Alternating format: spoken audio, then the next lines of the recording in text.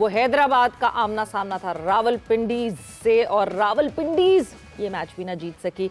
The team that is actually out of the PSL contention, जो knockout की contention से जो है बिल्कुल बाहर हो जाती है, तो रावलपिंडीज द न्यू अपकमिंग फ्रेंचाइज जो कि अब जिनका आगे का सफर जो है वो खेलते रहेंगे matches, but it would be a dead rubber for them. दूसरों की पार्टी स्पॉइल कर सकते हैं अगर तो स्पॉइल कर सके। दूसरा मैच जो है वो Islamabad United was in action और कराची किंग्स से आमना सामना था। इन कराची किंग्स फिर डिसअपॉइंटिंग उनकी परफॉर्मेंस रही। इस्लामाबाद यूनाइटेड ने 16वें ओवर में जो है वो धबाधब मैच खत्म किया, चेस किया और जीत के आगे बढ़ गए। पॉइंट टेबल बहुत इंटरेस्टिंग हो गया, उसके हवाले से बात करेंगे, इन दोनों मैचेस के हवाले से बात करेंगे। मैं हूं सवेरा पाशा और मेरे साथ मौजूद हैं उमर बशीर। और सवेरा आपको मुबारक हो, आपकी टीम फाइनली ये याद रहता है ना उमर, पहले मैच में आपकी जो है वो प्रेडिक्शन गलत साबित हुई, रावलपिंडी हार गई, मुझे इन्फ्लुएंस किया गया था, सॉरी बस दूसरे में मैं इन्फ्लुएंस हो गया और हैदराबाद बल्कि वो कराची हार गई। तो साबिक लेजेंड बल्लेबाज मोहम्मद यूसुफ हमारे साथ मौजूद हैं।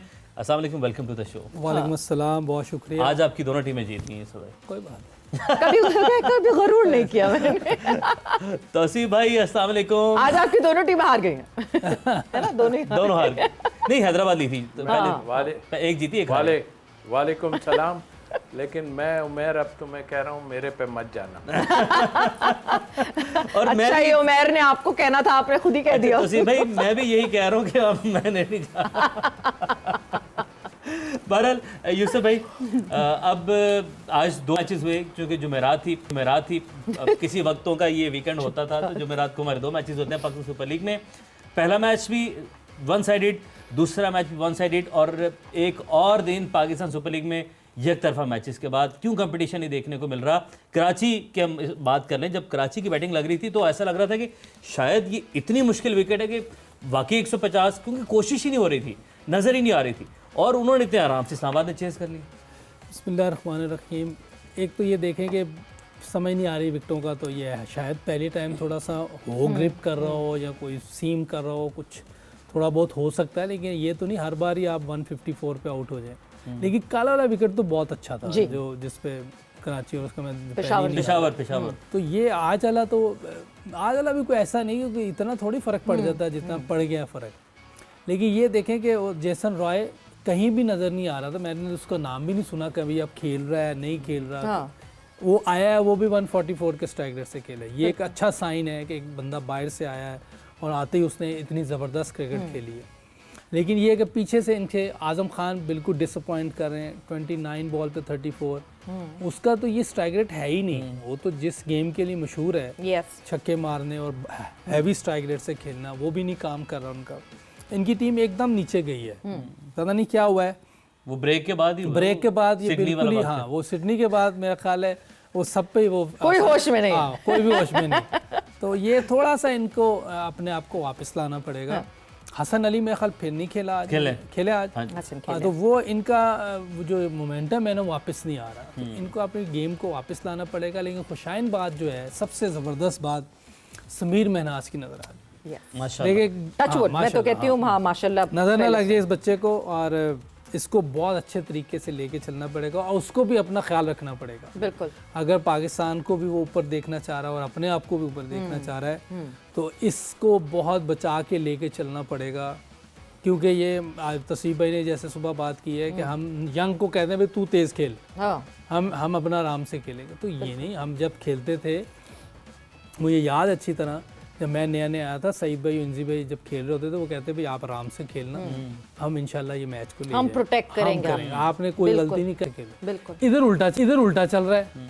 इधर हम कह रहे हैं कि हम अपने तरीके से खेलेंगे, आप लोग तेज़ खेलो। ऐसा नहीं है। जब तक आप यंग लड़कों को लेके नहीं चलेंगे, खुद जिम्मेदारी नहीं लेंगे, हमारी टीम नहीं बन सकेगी। ये जो टीम नीचे गई है इतनी, उसकी बड़ी वजह है कि हम सीनियर्स ने बच्चों का ख्याल नहीं किया। फिर क्या होता है, हम पूरा पाकिस्तान ये कहना शुरू होता है पाकिस्तान में टैलेंट ही नहीं है, ये नए लड़के आते हैं ये क्या करते हैं।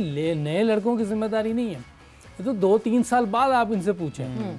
जो खेल रहे हैं ऑलरेडी वो क्या कर रहे हैं, मेन जिम्मेदारी उनकी है। एग्जैक्टली उनका हम ये कहते हैं यार वो भी तो देखो, वो भी आके वो भी ऐसे खेल रहा है। भाई ऐसी बात नहीं है।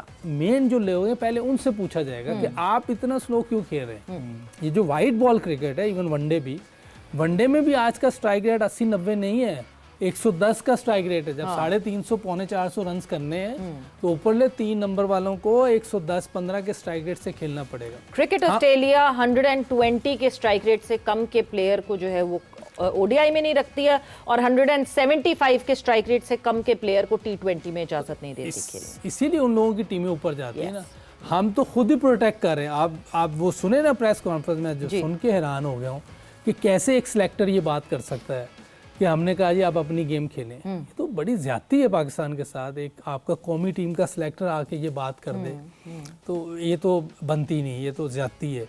फिर यंगस्टर को आप कहेंगे वो तेज खेले। बिल्कुल। और क्या मजबूरी क्या है ऐसी, अपनी गेम क्यों खेलें जब रिक्वायर्ड नहीं है वो गेम? आपके पास सिंपल है। मैं जो मुझे नजर आ रहा है जिस तरह की क्रिकेट और ये अभी तक जो भी जितने 7 मैच हो गए उसमें साफ नजर आ रहा है कि ये जो समीन है, ये क्या नाम है बच्चे का, समीर ये ओपनर साहबजादा के साथ आए। नंबर 3 पे माज जिस तरह खेल रहा है, साथ साथ 2 साल में ये बेहतर हो सकते हैं। कंटिन्यू इनको खिलाएं, ये अच्छा करें बुरा करें, इनको ही खिलाना चाहिए। तब जाके अब 26 के वर्ल्ड कप में एक टीम खड़ी होगी। नहीं तो फिर हम 26 में वही अमेरिका वाली बात होगी। 26 की नहीं 28 के 28 की। जैसे 24 में हमने अमेरिका से हारे हैं, उस वक्त भी यही बात चल रही थी यार ये क्या होगा। फिर हमने उन्हीं को खिला लिया, अब फिर वही बात हो रही। अब 28 में फिर उन्हीं को खिला लिया तो फिर वही मसला होगा। अभी हमें यंग लड़के मिल गए हैं, ऑलराउंडर में आपको अरफात मनहास मिल गया है, हसन नवाज को आप लेके चलें जी। फिर आपके पास ये जो इरफान खान नियाजी एक्सीलेंट फील्डर। मेरा नहीं हाल पाकिस्तान में उससे अच्छा फील्डर होगा, गन फील्डर। अभी दूसरा लड़का फरहान यूसुफ है, इसको भी आप साथ रख सकते हैं, मिडिल ऑर्डर में साथ रख सकते हैं। तो ये आहिस्ता आहिस्ता ये भी बन जाएगा जितना अच्छा फील्डर है। बॉलर्स में सुफियान मुकीम है, अली रजा आप कहते हैं, अली रजा को साथ होना चाहिए। फिर आपके पास 2-3 स्पिनर हैं, ये जो अपना हमारे अबरार है, उस्मान तारिक है, मुकीम है। फास्ट बॉलिंग में शहनशाह अफरीदी है।